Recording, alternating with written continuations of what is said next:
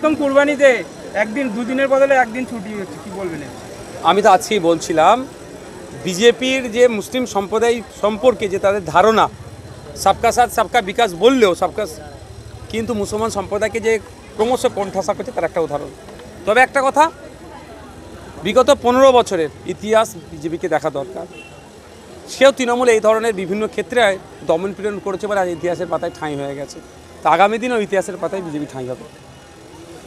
রাজ্যের নতুন হচ্ছে মুখ্যমন্ত্রী শুভেন্দু অধিকারী, তিনি বলেছিলেন 400 টাকা গ্যাসের দাম হবে, তারাকে সেসব নিয়ে না দেখতে এখন হচ্ছে ধর্মীয় একেবারে আঘাত দৃষ্টিতে বার্তা দেবেন।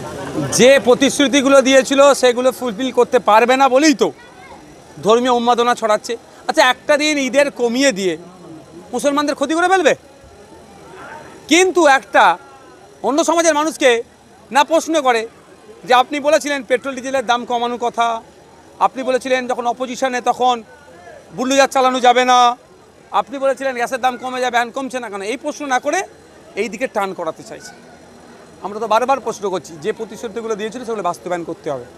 এদের পরে এখনো অনেক মানুষ আতঙ্কে আছে এসআইআর যে নাম ডিলিট হওয়া নিয়ে, কি বার্তা দেবেন?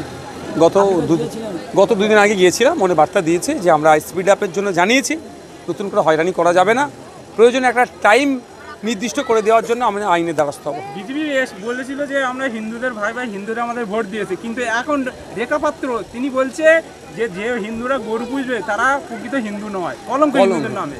তাহলে গরিব হিন্দুদেরকে রেখাপাত্র মহাশয়ার বক্তব্য অনুযায়ী তারা কি, ওই জন্য বলা হচ্ছে যাকে তাকে জিতিয়ে পাঠানোর বরণ করা হচ্ছে। কেন বলেছি যে যে সমাজ সচেতন মানুষকে পাঠাতে হবে? রেখাপাত্র মহাশয়ের হুঁশ নাই, যারা গোপালন করেন তার মধ্যে 80% হিন্দু সমাজে, এবং তারা প্রান্তিক গরিব, দিন আনে দিন খায়। তারা গরু পালন করে 2 বছর 3 বছর পরে 80,000 1 লাখ টাকায় বিক্রি করে, সেই টাকা দিয়ে তার বাড়ির মেয়ে ছেলেটার বিয়ে দেয় বা বাড়িগুলো ঘরগুলো ঠিক করে। হুঁশ নাই বলে এই ধরনের কথা বলছে। এর জবাব গরিব হিন্দুরাই দেবে আগামী দিনে। দিলীপ ঘোষ তিনি বলছে মসজিদের রাজাবাজারের কথা টেনে বলছে মসজিদের নামাজ পড়ার জন্য ওরা বলেছিল বাইরে নামাজ পড়া আন্দোলন করছিল, তাদেরকে বলছে যে ওরা নতুন হয়েছে, জন্ম হয়েছে, ওরা ভুল টাইমে জন্ম হয়েছে, ওদেরকে পিটিএস কথা বলে দেয়। ঠিক বলছে। আমি একটা কথা বলি, ওর কথা না বললেই ভালো। গরুর পিঠে হাত দিলে আপনার নাকি শ্বাসকষ্ট ভালো হয়ে যাবে, হ্যাঁ নাবে গরুর দুধে সোনা খুঁজছিল, ওসব কথা বলে মিডিয়ায় ভেসে থাকতে আছে। এদের কথা একদম বলবেন না।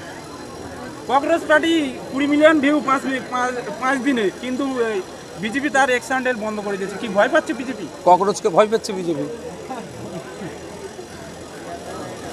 Thank you.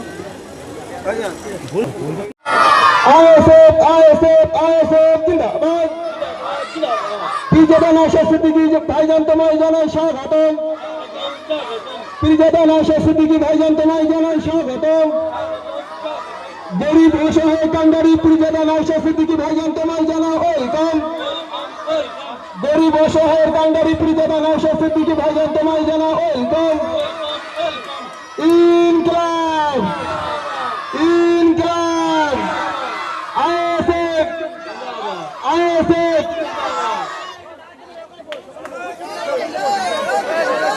ভাই আপনারা যারা এসেছেন আপনারা একটু বসুন ধৈর্য ধরে। ভাইজান আমাদের মধ্যে রয়েছেন আমাদের অঞ্চল সভাপতি কারমিন ভাই, তিনি যেখানেই থাকেন আমাদের উপস্থিত হন। আমাদের অঞ্চল সভাপতি কারমিন ভাই আমাদের মঞ্চে এসে টাকাটাড়ি ছেড়ে দিন, টাকাটাড়ি ছেড়ে দিন।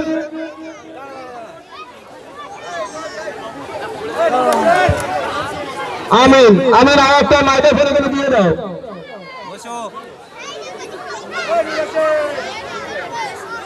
যার অধীন অপেক্ষায় আমরা যে ভোট মিটে গিয়েছিল বলে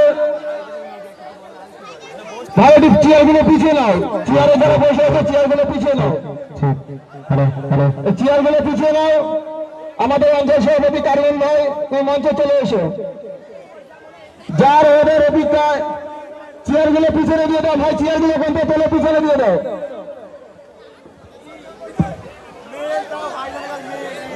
যার ওদের অভিজ্ঞতায় আমরা ছিলাম যে আমরা বিগত দিন যাদেরকে এই ভোট থেকে জয়ী করে বিধানসভায় পাঠাই তাদেরকে আমাদের দেখার জন্য দীর্ঘ অনেক কিলোমিটার দূরে গিয়ে আমাদের দেখতে হয়।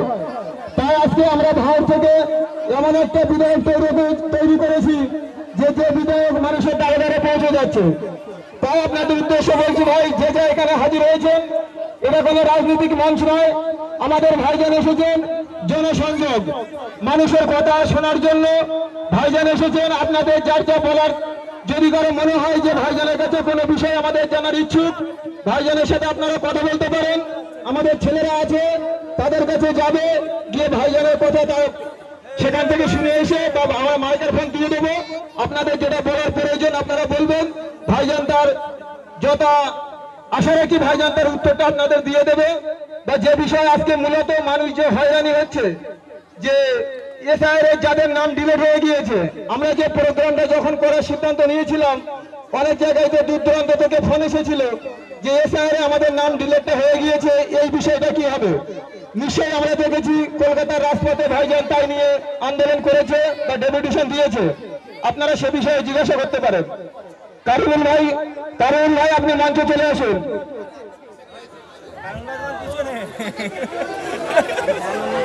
তাই আজকে আমরা এখানে কোনো রাজনৈতিক মঞ্চ নয়, আমরা ভাইজানের সম্মাননাটা সেরে নিয়ে আমরা আপনারা আপনাদের যে মতামত পেশ করবেন সেটা আপনাদের কাছে আমাদের ছেলেরা যাবে, মাইক্রোফোন দেওয়া হবে, আপনারা বলবেন, ভাইজান তার বিশ্লেষণ করে দেবে।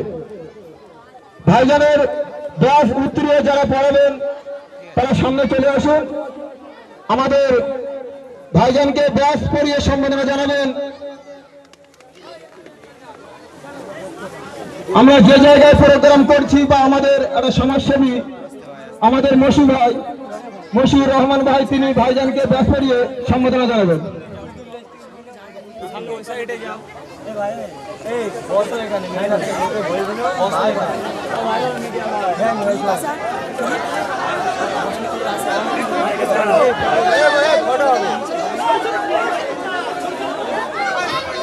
চেয়ারগুলো সরিয়ে নাও ভাই, তোমরা চেয়ারে অসুবিধা হচ্ছে, চেয়ারগুলো সরিয়ে নাও।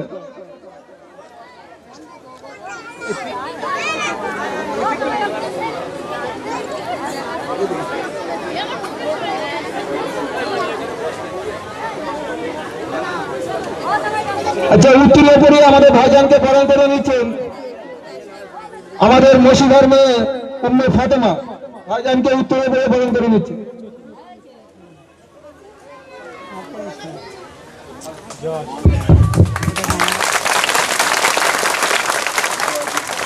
আর একটা ফুলের মালা আছে, এই মালাটা আমাদের যারা আইএসএফ এর এতদিন আপনাদের এই রঘুনাথপুরে টোটা অঞ্চলের কথা আমি ছেড়ে দিই, রঘুনাথপুরে সব থেকে হারমাত বাহিনী বেশি ছিল।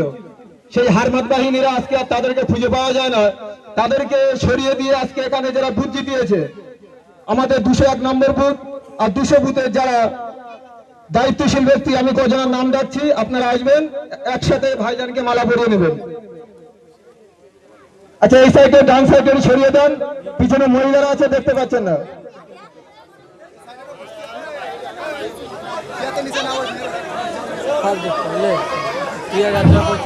আমাদের 200 নম্বর বুথের সভাপতি আনসার মোল্লা, তুমি মঞ্চে চলে এসো। 200 নম্বর বুথের সভাপতি আনসার মোল্লা, 200 নম্বর বুথের সেক্রেটারি শেখ জিয়ারুল মঞ্চে চলে এসো। 201 নম্বর বুথের সভাপতি শেখ আশিকুল মঞ্চে চলে এসো।